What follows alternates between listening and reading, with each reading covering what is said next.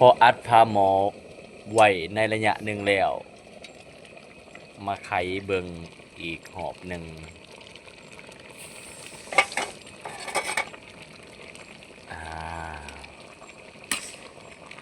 แกงหน่อไม้ไก่จะสำเร็จแล้วพี่น้องยังสุดท้ายเอาใส่ยาผักหอมพี่น้องบ่แม่นผักหอมใส่อันนั้นเด้อใส่กวาดสลาเป็นผักหอมใส่แกงหน่อไม้คือผักขะแยงพี่น้องเอาซีมรสชาติเบิ่ง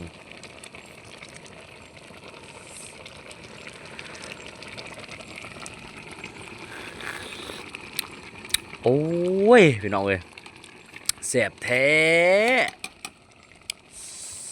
สุดยอดเลยพี่น้องสุดยอดเลย